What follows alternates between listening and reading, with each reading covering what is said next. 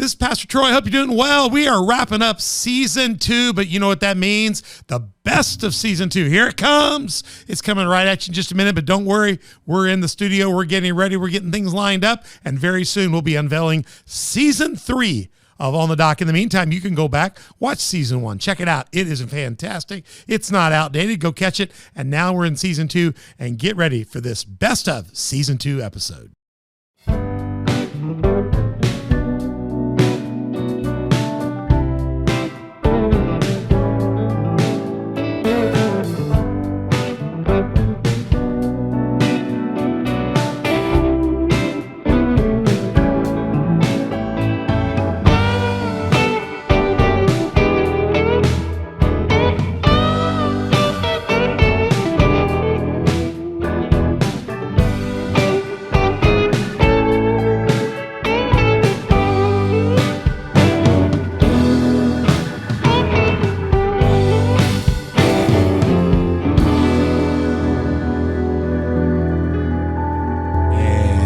On the dock.org.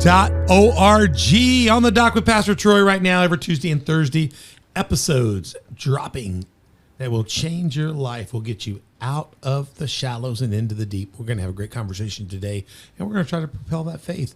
Get it with us on YouTube, Spotify, iTunes, Google Play, Facebook, Roku, Rumble, and SermonNet.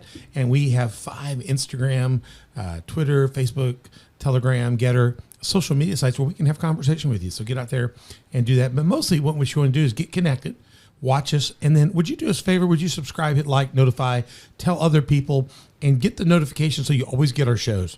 And you'll do that. And this is kind of wrapping up our season 2 here. This is our last show for season 2. You will see some other shows follow up, and some of our best shows will come on. But look out for season 3. It's going to be coming. It's going to be a good one. But you want to go back and check out stuff. Go check it out. Share these with people, and there's so much good. If you're just getting with us and you're new to this, maybe John puts a show out. There's another season before this, and in this whole season, it's just incredible stuff. Go check it out. And how you can do that is you can go to onthedock.org. Find that. We have everything archived. You can go to YouTube. We're archived on YouTube. Where else are we YouTube? Where else could they find us, Lucas? YouTube? Rumble, Rumbles, SermonNet, yeah, Facebook, yeah, and a lot of those have histories on them, so you can go to most of these. I think here, Spotify, iTunes clearly does. Yeah, Roku, we're gonna have better stuff on Roku next year, so we're fixing to have our own channel on there, not through SermonNet. I think YouTube has all of them too. YouTube has really good because, matter of fact, I was doing a history and we had lost some shows on SermonNet, and Lucas and I captured them back, sent them to him, and we had to reload them up on SermonNet. I think they may have lost some shows in the migration. I swear to you, I mean, or just something happened. It happens. But well, sometimes things disappear and then reappear. They do. I never. I mean, they do that all the time on like Facebook. Where to go back, and it's like, go to Patreon and become a partner sponsor. We got House of Hope cups here today. We're featuring them, but we could be featuring you too. Go to Patreon, 4 partnership levels, 3 sponsorship levels. We'd love to talk to you about your Christian organization, your business. If you're a believer, we'd love to spotlight you and go find out how we can do that. And go to onthedock.org or email us at info@onthedock.org and do that. And I'm on set. I've got my lovely bride with me. Mother Beth, how are you doing? Maybe somebody could sponsor more ergonomically correct chairs. These are government chairs. These are expensive Springfield chairs. They have all kinds of so many levers. It takes 20 minutes. And everything, they go up, they go down, they go back, they go over. And they're still. I know. Not. I found out last night I was in one of these, and it's the brown ones. You can actually and it'll slide the booty out. So if you got rump in the back. I don't have rump in the back. I got fat on the side. Where do they have? The other chair slips out. One of those at? The brown chairs. They have a knob on them, and the seat will slide forward and back. So if we got rump in the back, girls got rump in the back. Like my car. Yes, it will. Like I got in my car today. Yeah. What's the deal? Me? I mean, yeah, it's like you were setting up, like you had it up as high as it would. That's because I want the seat down. Well, that's because I pulled the seat forward to get the stuff out of the back, and it automatically rises. Oh, so I hadn't put it back down. I'm a low rider. How is he driving this car? She's driving because she's got a really nice sports car. She got 392 T8 Dodge Challenger that I get to drive sometimes. Right. John's been in it with me. As long as you clean it, yeah. John's been in it with yes, me. We also got clean. It still smells. It still has a new smell because you can't put food in it. Somebody got in the car while we were on the trip. I won't name the brother. I can't remember if it's Trevor or Trent. Got in the car and had their food in their hand, and I said, "Excuse me, you'll have to put that." They were in the car, and I thought, You got to get No. that's going in the trunk. And- Yes. And he jumped right out. I said, Mother Beth will find out. She'll smell it. Right in the trunk. I didn't even let Bo ride in that car. Her beloved dog of 16 years could not ride in her. I her think car. he rode in it once on an emergency. Fully blanketed and covered Yes. and saturated. Yes. So got Mother Beth, got Lucas Winkler. Lucas, how you doing? I'm doing great. You're not sweating. He's trying to do the show and laundry today. Yeah. That's he the runs back and forth. back and forth, back and forth. He looks good. Hair and makeup didn't have to come back in or remake him. It's amazing. No, if Not- I did not that, today. Yeah, if I did that, I would just be a big mess. Right Well, now. Lucas, how's your life these days? Good. Oh, it's great. All right. Yeah. He's a busy guy. He's jet setting someplace to run show for somebody. You know, we can't keep up with him. He's producing or doing or shooting. I can't even keep up with myself right now. so. We're going to show some videos in this show. We showed some in part 1 and 2.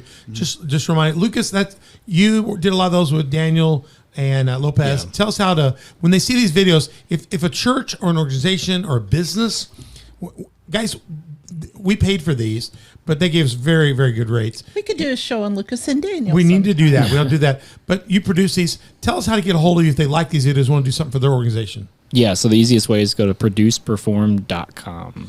All right. And if you Yeah. forget that, go to info at on the doc.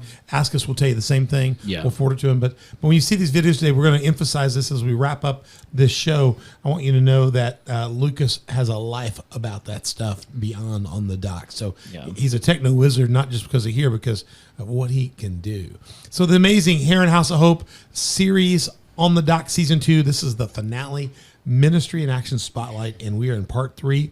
The backstory of the Herrin House of Hope. John, when we did the previous one in the last episode, the backstory on you, I told people that Herrin House up there, 112 North 14th Street, go check it out, 11 to 1, Monday through Friday. I just said, you're a miracle of multiplication.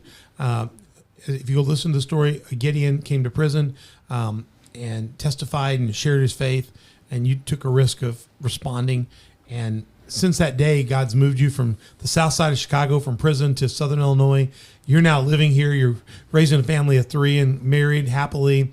And you're raising kids that aren't in fear of the things you grew up in fear, or your nephew grew up in fear, or experiencing what your brother had to experience in his life, the trauma of life of somebody living in the Chicago world.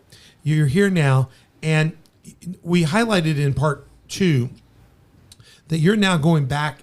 You said you weren't going back to prison, but you've been going back to many prisons, and you're now speaking it to prisoners at the invitation of the, what do you call the deans or the commandants or the heads of the prisons, whatever programs they have. You're going in, and now you're telling me, I hear this in the break, that you're even working with NYU. Correct. New York University. Recruited by NYU. NYU received a huge grant that's contracted with the Illinois Department of Corrections, Department of Labor, IDES, and other various vendors, network agencies to have this mobile welding trailer that actually goes to different correctional centers. And there's like a 6-week intense cohort class where they actually get to have the material that's purchased for them to wear, the gear, they get to have hands-on training, and they become legit certified welders. And one of the most really great. highest It really demand is. jobs That's- right There is, now yeah. Right. is a there's welder job. Good money. And I'm in not that. talking about just here. Yeah. You can go to Alaska on the pipeline. You can go, you can go other places and Yeah. weld, and there are serious, serious dollars. Yeah. Somebody that's a blue collar welder will make high white collar dollars. We got since last year, there's a guy who's currently making $32 an hour right now. Yeah. Right now, just from keep- who benefited from this welding class That's from great. incarceration. So there are many men doing really well. This is a really huge thing. Yeah. Nothing like this was available out there when I was incarcerated. You know what's That's interesting great. is both of us have been a part of NYU. You probably don't know this about me, but I don't know this about you. Yeah. Okay, well, you're going to find out about you're going to There remember we the go. story in a second. So, Oh, okay. I spent when I was in my 4th year of school, my 3rd year going in my 4th year of college. I have an economics and finance major, and normally economics and finance, most of us are head to Wall Street, Oh, yeah. commodities I know exchange, someplace to go in the investment world. I looked at that, and there was an NYU program for my junior summer, and I said I signed up for it. I went to Wall Street, in New York. I stayed at NYU off campus, in one of their campus housing, actually. Stayed in campus housing, had a roommate, and what they did was they rotated you through the different American Exchange, the New York Stock Exchange. You worked with a couple different brokers, and you had different experiences. And so you would go work there on the weekends. You would have special speakers certain days. I think Wednesday we had special speakers. You'd be there. You'd be on the floor of the exchange on Monday running stuff. Tuesday you might be working with the broker. Each week was different. You'd be doing analysis. You'd be working on trades. The idea was to get you behind the scenes and see what the life was like. Then your last month of that summer, they would put you with the brokerage company, and you would kind of be what they call like a hawk. And so you're young, you don't know much, but you'd be paired with, say, John Steve's a broker there, and I'm working for you as a page, and he'd say, I'm going to give you these 5 companies, and over the next month, I'm going to evaluate you in this program about how you do in getting me information to help my clients be happy about investing in these 5 companies. And in the investment world, you make money on the up and the down. So if I knew it was going to go down, he would call and say, well, we're going to get out, or we're going to buy on the market, we're going to buy on the margin down. Or if it's going to go up, I'm going to put people in it so they can see the upside. There was lots of leveraged positions. You didn't care if it was going up or down. He just wanted to know which way it's going. And honestly, the worst thing was static. If you could show it's not doing anything, he'd get people away from it, or it's a safe place for somebody. And so we would go to work in the morning. I'd be up at 5:30, 6 in the morning before the internet. There was like Commodore 64s, and that was it, and a little bit of email. But we had to get up and study every newspaper that was out, read stuff, have reports ready on their desk at 7. Trading started at 9:30. They would read our stuff, and they'd tell us what we did good, wrong. Don't get me wrong, they'd read stuff too, but we were doing the research assistant. And so he would when the market opened, he's calling his clients right before and saying, hey, we got this recommendation. We got this thing. You need to get out of this, or let's do a leverage down on this. And I go, well, that's my work there, Mm-hmm. And they were teaching us how to go, if we went back to Illinois and we're a broker, how to do the work to kind of study funds and things. And I did that every day. And then at the end of the day, when the day was over at 3:30, 4 o'clock, when the market closed, then it wasn't over. You had to go out to the bars and to the restaurants where people hung out. And everybody lives in New York. So if you knew that company and you tried to learn from their doormen and people where they went to get their drinks. So you would go hang out in the bar and you'd be nobody. You'd sit in the back, and then you'd see like their CFO come down, and you get close enough to them at the bar table where you could hear their conversations or learn things about them, or say, can I buy you a drink? Or you find another flunky and get them a little going. And next thing you know, you got them talking about, hey, we're fixing to sell a bunch of stuff, or man, we're in trouble. We broke stuff, we're going to pay a bunch of money out. So you go back the next day and say, hey, I heard so-and-so drinking last night. We got to get out. And the next day you beat the news and you're out and you're making money. And I learned I had to be up at 5:30 in the morning. You had to be out partying, and not partying, but drinking with them, because you got to saturate them to get it. Right. And then one day I was on a Saturday workshop, and one of the brokers said, some of you are going to stay in this world. Some of you are going to go back home to small town and be a little broker or something. And he said, here's how you make the decision. You got 2 choices. You can eat well or sleep well. If you want to stay here and run the race, you're gonna eat really well. You make big leverage deals. But if you need to sleep well, go back home. And then you can breathe a little bit, and it's different. And I said, then I've got to get some sleep. Now, I know I'm fat and I eat well, but that day I wanted to sleep well. And I decided then to return to Southern Illinois and take over my grandfather's insurance business and sell local securities just in a moment like that. So House of Hope. One moment changed your life. Respond to a Gideon. Yeah. That moment changed my life. Yeah.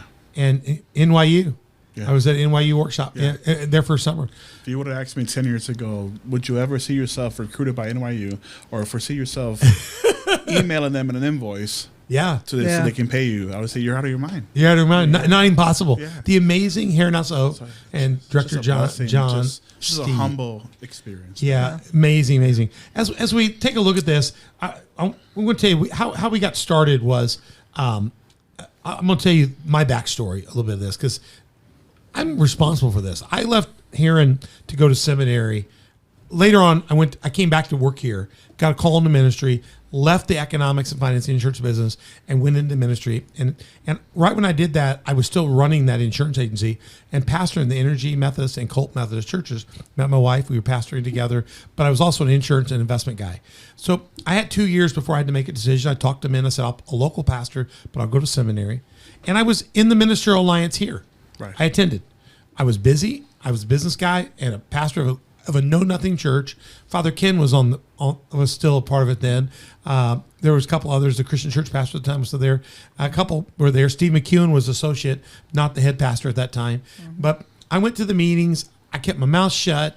But every meeting they would whine about people working each church for food, working each church for resources, working each church for a pair of tennis shoes. We had professionals that would just go from church to church to church. We'd find out we all gave them money, and we would all be mad. And actually, hearts were getting hard toward people that were grifting on the need of the church. That was my last meeting. Took off to seminary. Came back here 20 years later, 2010. Walked in as the pastor of Community Faith Church, now an independent church, no longer Methodist. This church never was, but I was no longer Methodist. I went to the same Ministerial Alliance meeting. Ken invited me. Steve's now a pastor. He's a colleague of mine at the time. And I sat down, and they began to talk about the people hitting each church up, begging for money, begging for this. And I looked at Steve about 10 minutes into it, and McEwen looked at me and said, yes, we're talking about the exact thing when you left. And since I had been gone, I'm a church planner. We'd planted churches we'd gone to Highland, then we'd gone to Waterloo. And in each of those places, we started the Highland Area Christian Service Ministry. We were part of that incredible ministry. In Waterloo, we started another thing. Every place we went, in Pawnee, we had the Pawnee Christian Service Ministry.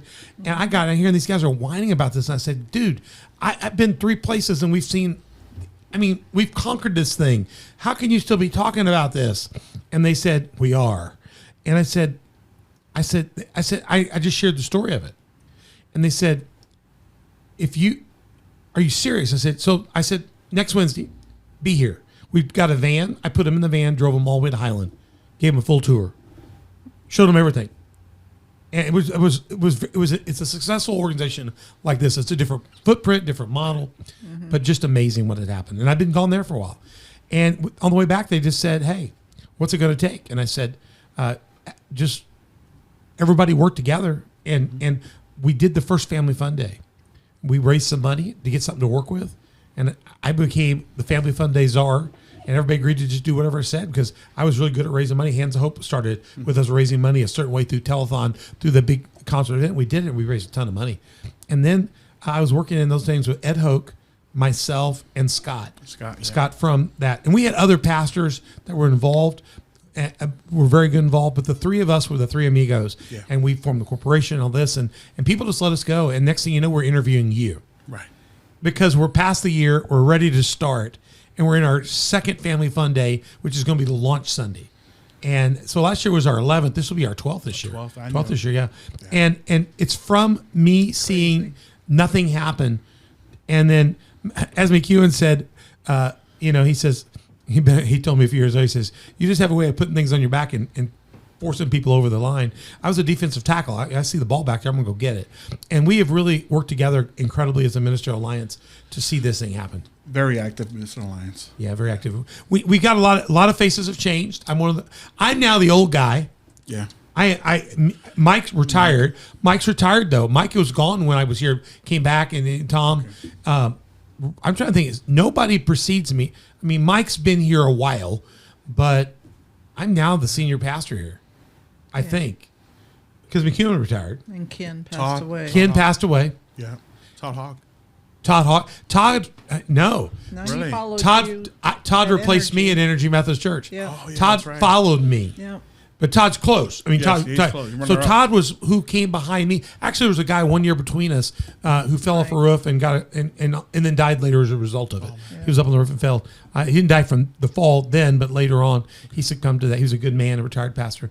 And then Todd Hawk come in. So I'm just trying to think of it. Terry, when Terry retired recently, Terry was a part then from West Monroe. Terry Griffin. Terry Griffin would be another one that knows me from those days. But just amazing what God's doing. Somebody's at our door. Would you get that, Lucas?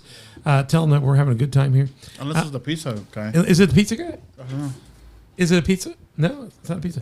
So I've just seen amazing things happen, and the team's working together. We got a lot of new pastors now. But Family Fun Day will be our way of getting them on and seeing. We've got 2 or 3 new ones that are really getting involved. The soup. Tell us these things real quick. Soup kitchen. Not your soup kitchen. Not your typical soup kitchen. No, you You walk in and there's a menu and you get to choose where you want to eat. And we serve you. Thrift store, incredible bike program, incredible catering, GED program with John A. Logan, AmeriCourse program, commodities. So, hey, Danny, how's it going, brother?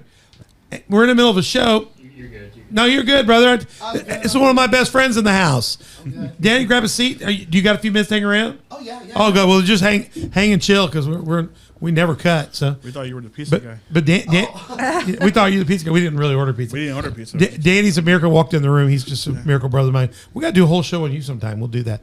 But all these great programs are happening. Been happening over 10 years. But how we started was it had been continued to talk about. But finally, a group of pastors said, let's do it. Let's do it. Let's just do it. And we did the first Family Fun Day. For those that don't know about it, we do these big things called Family Fun Day. That kind of kicked it off. And John, look at this sign here. I thought this was cool. Family Fun Day 2022. That is. Now we'll do one. That's 11th year. We had no sponsors for those first 5 or 6 years, dude. No, we didn't. Now, another thing, we said, let's do it. Let's get sponsors. We didn't even do that to year 6. Somebody said, well, we ought to get some. And I'd say, we'll do it. For 2 years, they talked about it. That pastor's no longer here. For 2 years, they said, we ought to get sponsors. I said, well, do it. Yeah. We were doing everything else. Everything else. They never did it. Finally, one year, John and I said, well, we're going to do it. And we're in charge already. And now we've got, look at all the sponsors. The higher they are, the more they give. We got people giving $5,000, $10,000, $20,000 gifts, and a lot of $1,000 and $500, and then down the bottom you see like $250 gifts. That adds up fast. There's $30,000, $40,000 of gifts right there. Yeah, we got people that do matching gifts. If you sponsor day, we do sponsor day out there. We have the day we make all kinds of money selling stuff on the grounds. Family Fun Day is an awesome experience, and this is last year's. Wow. Is it this year? Is it September 11th again? Or no, last year was. I think this year will be the 10th. Then. It'll be the 10th. Good. Yeah. All right. Well, last year was September 11th. We'll have a new one out real soon, but this year it's always the first Sunday after Labor Day. Mm-hmm. Check that out. Come if you're anywhere near. Be a part of all those things like family friendly, fun kid zone, live music, silent auction, cake walk, auto show. Now we do out there. Great food trucks, local restaurants. This is where your nephew came. And he came to this experience and couldn't believe it was a fun day. The cameras are there, and it wasn't a shooting. Go back and watch the first 2 episodes. You'll hear all about that. And last year, and over the last years, we've raised, COVID, 72,000, telethon only, 76,000, 2021. I don't know what happened last year, 60,000, 650. We did good, though. But we used to raise, in the early days, 30, 28. We're now doubling that because we've got, look at this, all those sponsors. Mm-hmm. And these are because people believe in what, John, you've been doing, the team's been doing for 10 years. I want to show people something real quick here. We want to get these in. They are so good. One of the coolest things we do is we touch people's lives. I want you to hear from Hal for 1 minute and 44 seconds. Lucas is going to turn this up, and we're going to shut up for just a minute while you watch this.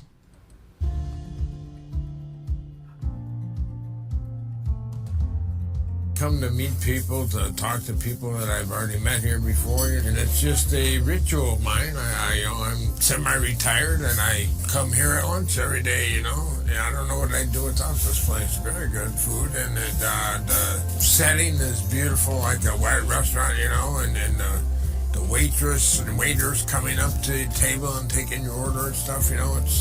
It's just, and everybody's so pleasant. I think that they all know why they're here, and they volunteer, and they're not doing it because they have to or anything. They're doing it because that's what they want to do. They want to give away to people unconditionally. What I try to tell all these people every day is thank you. We wouldn't make it without it. And I consider this, part of me too. I've been coming here since the beginning, and during the pandemic and stuff too, and I delivered meals during the pandemic, and I just don't know, what some of these people would have done if I wouldn't have brought them meals, and myself too. It's been here for years, and it's made a lot of difference in the community, and spilling a drink on the table, across the table, and then on the floor, and it's like, you feel like a fool, but the people come up and say it's okay, and nobody complains if you spill or something, I'm handicapped too, and I spill things, and so I need people to be okay with it, you know. So these guys are, you know. HerrinHouseHope.org. Find out more about that. You see Hal right there. We're just talking to Danny while he's in here. He's one of our guests in the room. He's one of my friends here. And he was just talking about how much he loves serving there. It's kind of, when you serve it, they kind of hit you and they eat and then they kind of trickle in. You can tell the people that are really hungry, they're ready to eat because they may have not got dinner last night or breakfast even. So they're boom. Then you get the others that kind of come in and work through the day. That's Hal. Tell me a story. You know anything about Hal? Y'all know I've known Hal since the 12 years I've been down here, and I actually met him. He's a Texas what's the Aggie or the Longhorn fan there? Him and I met at a 12-step meeting actually, and he's been one of a mentor, not just a mentor but also a sponsor as well. You help a lot of people. I've referred people to you, or when we've had people with substance abuse problems, you've been good about getting them into a program or helping them get them in the right place and stuff like that. So I mean, that's obviously you're dealing with people like that. So if you're somebody looking for an answer or direction, John, come see John at the House of Hope. Let him find you an accountability group or get you into a program.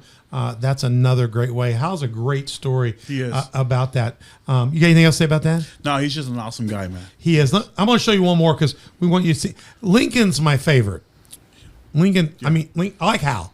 Nothing wrong with Hal. But check out Lincoln here he's legit. For a minute here. Here you go.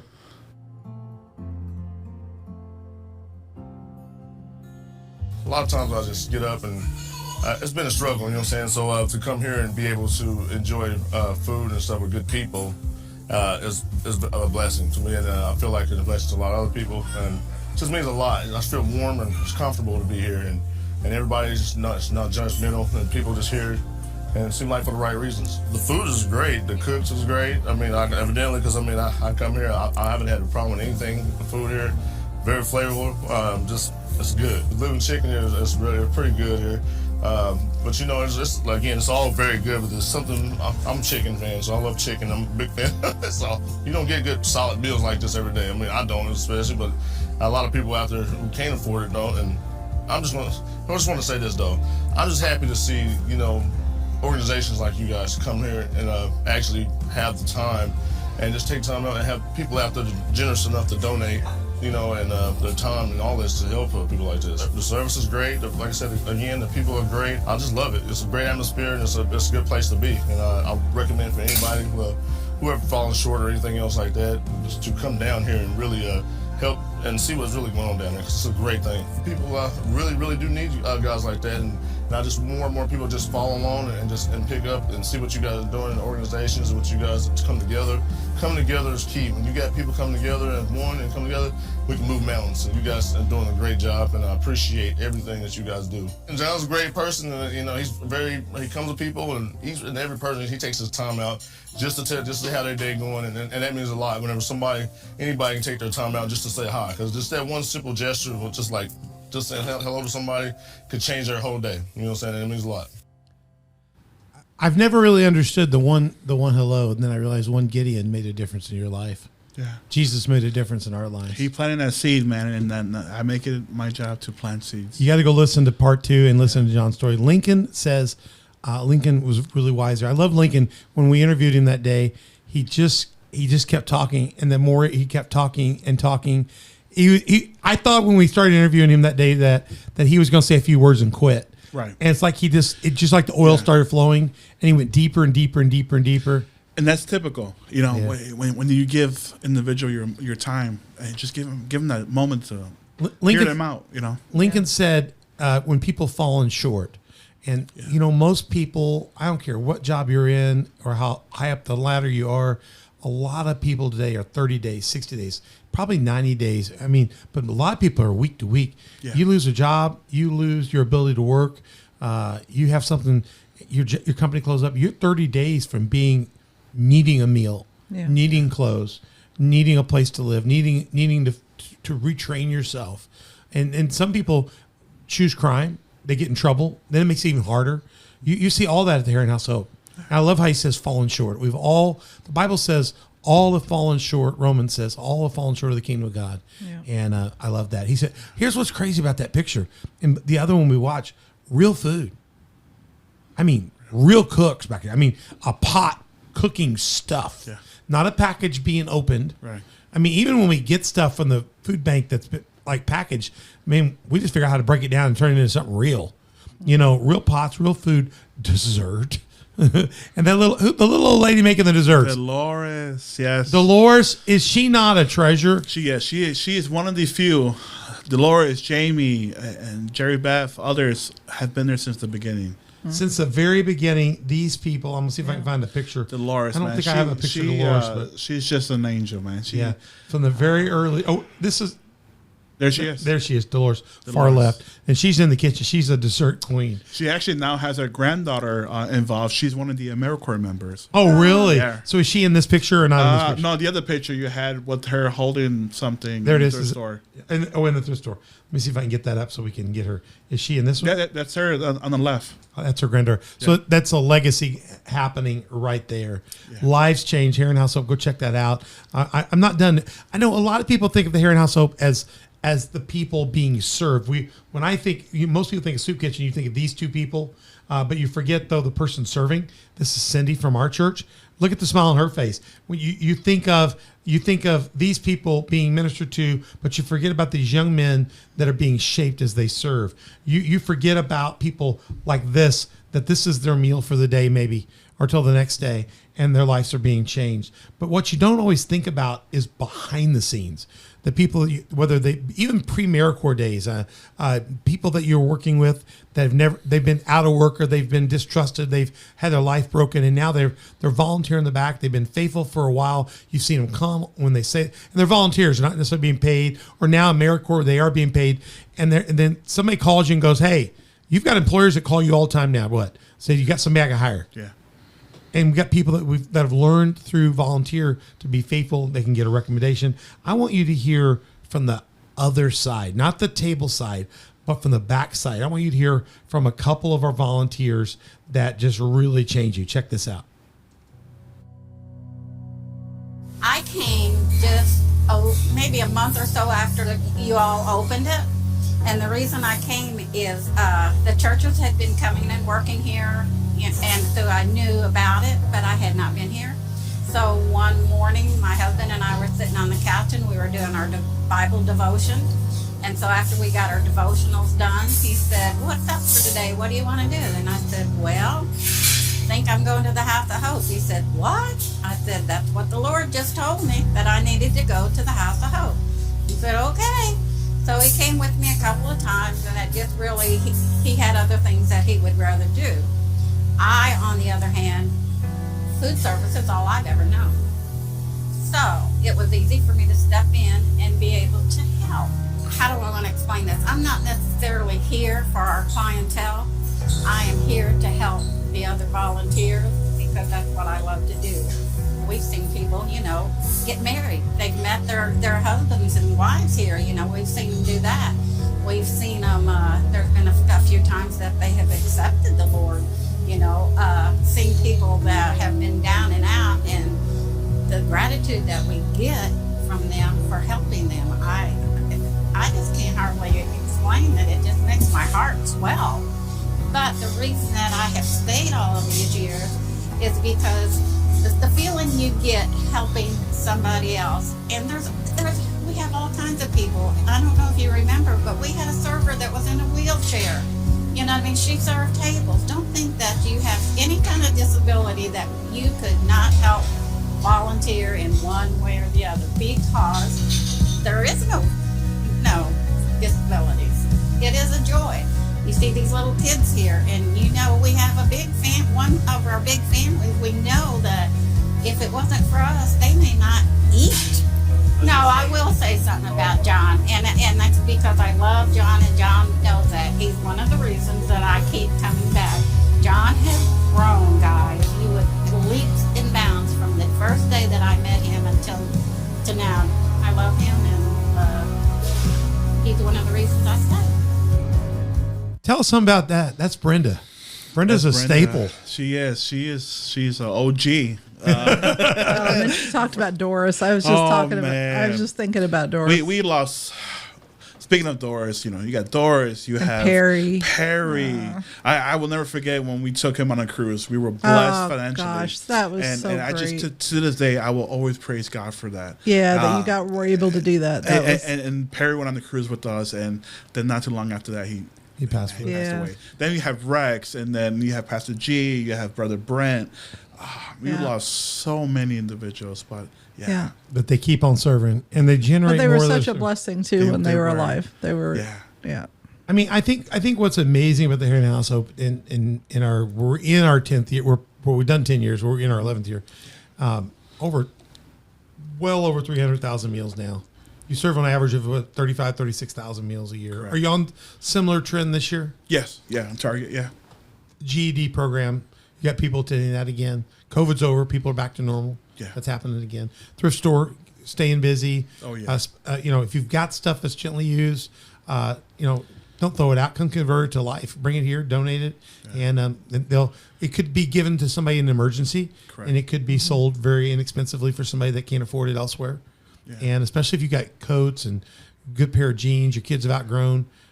You can give it a lot of places, but you can go to the Salvation Army and give it. That's fine too. But if you give it here, I promise you, we'll put it in a plate next day, and somebody can eat it. There's so many ways it can be used, and we want to tell people you can be a part of the Herrin House of Hope. You can come volunteer. Just get online, get information. We're at 112 North 14th Street. 11 to 1 each day is the time to come eat, but 10 to 1 are volunteer times. You can come volunteer. Come talk to John, some of the workers there, about how you can serve. If you've got a cook's background, chef's background, and you just want to come cook a meal once, twice a month, come talk to me. If you're a licensed food handler, we could use you. You can come. I mean, sometimes, our barbecue, I failed you when on the week of my stepdad's death. I promised I'd come. So forgive me for that, but I do owe you one still. But I mean, we'll go in there, our barbecue team, and cook a meal. And you have other businesses in town that will provide. Tell me some of the businesses in town that bless you. Oh, yeah. Sergio's is one of them. Sergio's has been with us since the start. Since the beginning. He has served food at every event we've been at for Family Fun Day, raise money, gives you stuff all the time, right? Yeah.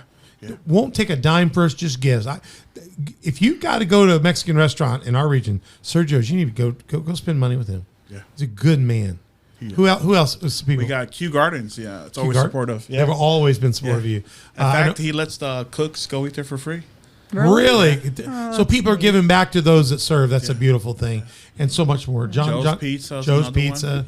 Another one. Different people have given you stuff.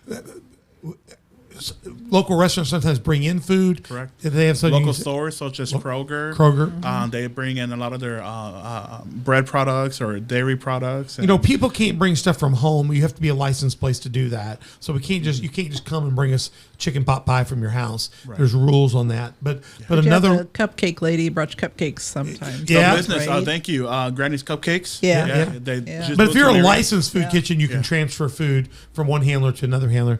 We get a lot of that. And then the St. Louis Food Bank, you do distribution. When do you do? Let me show people that the picture. Barbecue Heroes. Barbecue Heroes. A lot of food over the years. We have provided tons of food. Was it Panera? Panera nowadays. They have a whole program that does that, Yeah. and you're able to take advantage of that. Tell us about one more time about this feeding thing that happens. So one of the highlights of the month, every month, is our mobile market truck, and we get to look forward to that, and we get to serve you. You don't even have to get out the vehicle. You just come in, get in line with your vehicle, and we're going to ask you one question: how many families are you picking up for? Yeah, and we're going to load you up. That's fantastic. It's just amazing what you are doing there, and I'm just overwhelmed of it.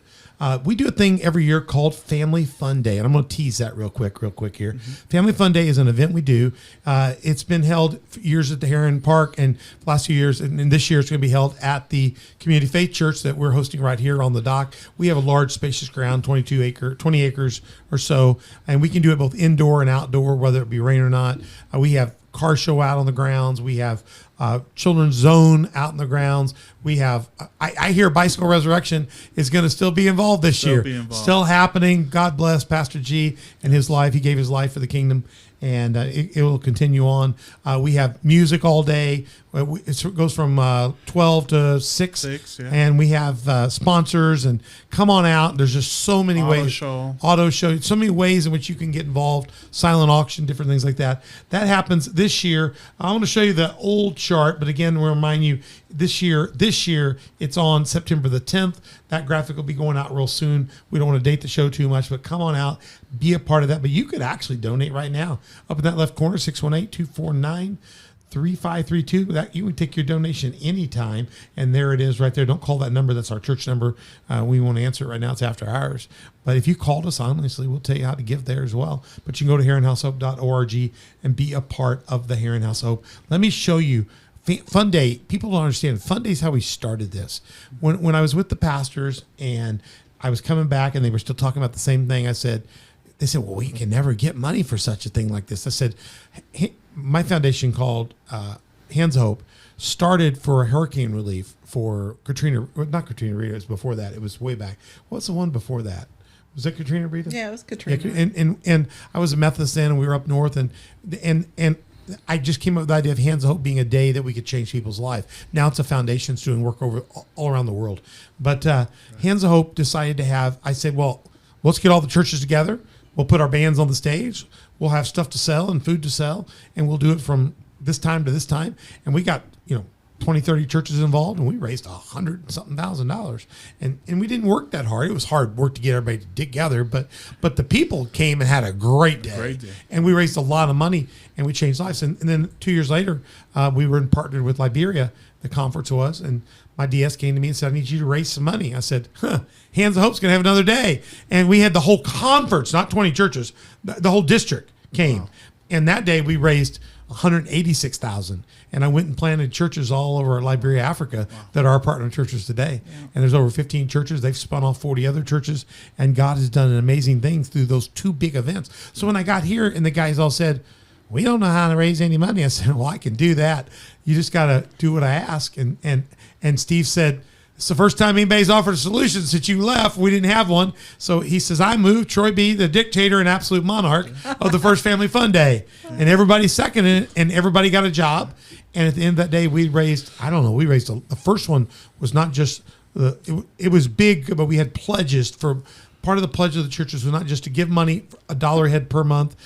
Their pledge was to give money through the year and then to help us do the building. And we bought what was the Illinois Cafe. Yeah. And, over that year, we finished it, and a year later, we launched another Family Fun Day to get the money to start. The first year money renovated. The second year money, well, we began feeding people the first meal. How many meals have we done now? Over 300,000. Over 300,000. It's been a roller coaster. We've taken off since the beginning. Yeah. And this has been one ministry to another. Yeah. It's a just service to the community. Yeah. Amazing. Everybody here can go to herrinhousehope.org. And you can be a part. You can come volunteer.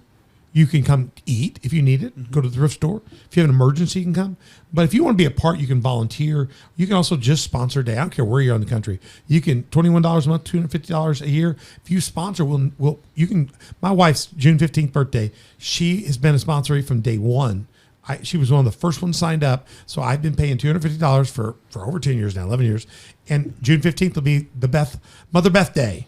Yeah. And that day, that $250 will be recognized as a day in which she has helped provide food along with the commodities of that day to make great meals for people. And hopefully you'll feed 130, 140, 150 people that day. And we want other people out there to know that they can be a part of that day. Yeah. And they can come, whether it's helping, whether it's cooking, whether it's serving. It can be your kids or your family. There's a lot of ways that you can be a part. And if you need help, just come get a meal, right? Been doing this for a long time. We're getting pretty good at it. John, you're doing amazing work at the Herrin House of Hope. So back again, what I said in this series, the amazing Herrin House of Hope. No better way to end season 2 than to do what we've done and celebrate what we've celebrated. Whether it be people that we're serving, like Hal and Lincoln and many more, or people behind the scenes like Brenda and others. Yeah. Were you going to show the teaser on that? Oh, yes, thank you. I've got one more teaser. Oh, yeah? So September 10th, Family Fun Day, 12 to 6. If you think this is boring, it is not. boring.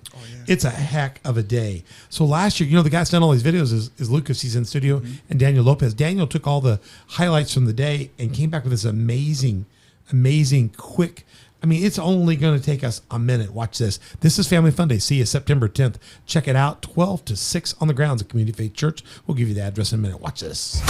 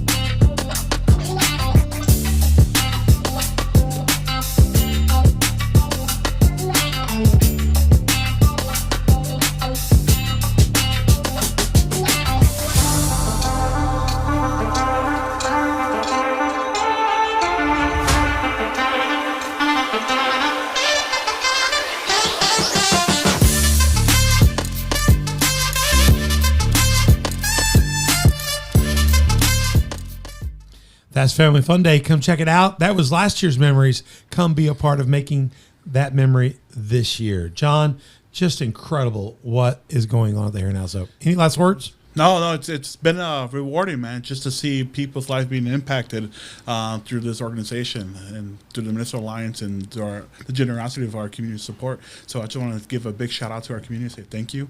And I just want to say thank our team, who's been very dedicated. And, your volunteers, sponsors, everybody behind the scenes. Everyone. Without your support, we wouldn't be able to impact people's lives. Lucas, you've been a part of a lot of Family Fun Days over the years. Yeah. And you've been a producer for, those. What's your experience of it? What you've seen there over the years? It's just incredible how giving people are, It's something that you see a lot of selfishness in the world, right? Right. Like on social media or on the news or something, right? Like people are doing something for themselves. And it's just really cool to be a part of that day where it's like it has nothing to do with you. Right, like you're just going to give, and you're just gonna have a fun time and celebrating what you can do for other people. Yeah, that's so great. It's just, just to highlight that, man. The whole Family Fun Day, what I love about that and admire, it just screams unity. It does. It pulls us together. Yeah. Nobody, when I was in the room and I said, we'll do this, McEwen knew me. The reason McEwen made the motion and pushed us forward is because back when we were young youth pastors, I was a youth pastor here first initially, we did a thing called Explo Fest. And Explo Fest was a one-day music festival. Hey, we started off a music festival, Danny. Danny and I are going to Kokomo, Indiana, to, what is it called? Kingdom Come Fest. Kingdom Come Fest. It's all day heavy metal Christian festival. We did a thing called Explo Fest here in 89, 90, I think it's 89, 90, 91. And in that festival, we just brought music to Southern Illinois for young people. We were youth pastors trying to change something. And Steve we were the ones, and another guy instigated all that then. It was the three amigos then. And now here we are again. I'm saying, hey, we can do this. These guys are like, no, we can't do this. And McEwen says, he can do it, and so we went forward and God has done amazing things, and all just with faith. All with faith. You just step out and God meets you. God meets you and exceeds what you can expect. And John, I will be honest with you. I thought we would feed a few people every day and we'd help a few people. I had no clue that we would do GEDs. I had no idea we'd have a thrift store. We just wanted to quit cycling people around that were abusing the system and have somebody like you on the front line that could help real people with real opportunities. And the one thing about John is we don't judge anybody. You can come, but we know who really wants help and who's gaming. We know who really has a heart to get turned around and who's just scamming. Yeah. And there's nobody better that grew up on the south side of Chicago from the gang life and is now changed and turned to hope that can tell the difference. And the rewarding of the 12 years that I'll be out of incarceration, there are so many other individuals, man, there are so many others that are doing really well. They're fathers, they're husbands, they're in church, and we can name lots of people. I've got many. people, other There's people so many other guys. working for me that have come out of the programs and stuff, and I trust that work there. If you ever need people, talk to John. He'll give you. We won't recommend somebody that's not been faithful, but we've got a lot. I mean, it's just amazing what God has done and all that. I just really emphasize when I go into the incarcerations, the correction centers. I just emphasize, if someone like me can change, I know you can. Yeah. Well, that's hope right there. That's what changes lives. Somebody being able to grab a hold of that and kind of push it forward. So we're going to see a lot of good things happen in the future. We're just really getting started. Got new strides, got new sources of income, and people believing in us, and new opportunities, and it's going to be fun to see what happens in the years to come, and all that. So it's a great story. Please, people, check it out. Go back and listen to part 1 and 2. Share this with other people. Put a challenge. Get out there. Sponsor day. You're looking for a gift to give somebody. Sponsor day in their name. Just do it. I mean, it's what a blessing. It'll be more like you shared earlier in one of the episodes about the kid saying for his dad for his birthday, I want to be part of that day and going out and buying groceries and changing lives. We need to change our identity right now. Our culture is in trouble, and the Herrin House of Hope is a bright place sometimes in a very dark moment. We're all just a few minutes from falling short, and the House of Hope's a place that can change that. Mother Beth, your comments on what you've seen. You've been a part of this whole ride. Yeah. I From the know. day I came home and told you, oh my gosh. Oh gosh. No, I We remember cooked the you guys meals cooking on the grill. The first 6 I weeks. love that. That was all fun. those late nights. Well, we were there I have a cooking. restaurant background. We cook background. So for the first, I think it's 3 months. Yeah, Yeah. 3-4 months. We cooked every meal for Every 3 meal. months, Yeah. Monday You through guys Friday. were teaching Yeah. me, And, yeah. and we cooked, we trained. John cooked alongside. Others cooked along. We had people Kendra that was there making soups. Kendra came in those days and with friend and they ate the first meal, and then they asked it. They were out front and somebody said, somebody's got a question. I came out and said, we love the meal. How can we come help? And day 2, like they're in the kitchen with us. Yeah. So it's amazing how many people have come to get help that now are helping others. And that's what the House of Hope's really, really all about, is turning things around. One time, John will tell you something you've never heard before. I had, over the years, every now and then you get somebody that doesn't like how you're doing this or doing that, or they just think you're just too docile, and just, John has got this curly thing on his head. He's like Charlie Brown. He's the nicest kid in the world. John is a fine father, a good husband, a good man of God, and I trust him with my life. And somebody was just one day just telling me he's just too nice, and he gets pushed around, and I said, you really don't know who you're talking about. I said, do you know where he's from? No, I don't know where he's from. I said, he's from the south side of Chicago. He grew up in the gangs. He grew up around people who clip people for talking like you're doing about him. He grew up around violence and nothing like this. And the smile on his face is a reflection of the Jesus he's met. Yeah. Thank God he's met Jesus, because if he met you in his older life, you would not be smiling and talking about him right now. Unfortunately. To see, they did not know who you were and what you become is that possible and that tactile. And when I got done telling them, they said, man, I shouldn't have said what I said to him. I said, you're just fortunate he found a man named Jesus. Yeah. And it changed his life. And we find out there's a Gideon that introduced you to him. Yeah. So when you look in that next hotel room and look at that Bible in that drawer or wherever, don't ignore those things. God may be speaking to somebody out there right now. If you're out there and you're needing a second chance, or you need a hope like that, and you're just looking for a chance, reach out to us through our social media sites. Talk to us. Go to the Herrin House of Hope. John will talk to you. You're not ever beyond hope. It may feel like that, but the day that you stepped away from the bubble and stepped toward that Gideon and let them pray for you, you risked your life. Yeah. Jesus risked his life for us, and the Bible says there's no greater love. I think it's John 15:3. Is that right? There's no greater love than to lay one's life down for a friend. You laid your life down that day, and you said, I don't care. You were just trying to get saved. Yeah. And like I said earlier, the miracle multiplication has occurred. You're still making disciples and making friends. And I tell you what, I'm sitting in this room. I've known Lucas since he's a little boy. I mean, he grew up in our house. He's not a friend. He's got great parents, but he's like an extra son to me. I got a wife here that I've been married to for 35 years. I got my newest close friend, Danny, in the room. Danny's a whole nother story that we'll come talk about sometime. I'm going to Kokomo, Indiana to watch a rock and roll. I'm going to watch music I don't even know if I can handle, but he's going to help me with it. So We're gonna have a good time. Beth's more excited. She's so You're excited. fine. I'm gonna be fine. We're gonna have fun. It's gonna be great.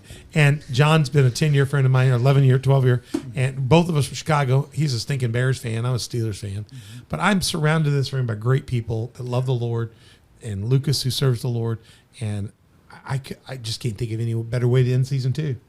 Yep. I think it's just incredible, John. I And just agree. a privilege to be your pastor. Mom, move down here.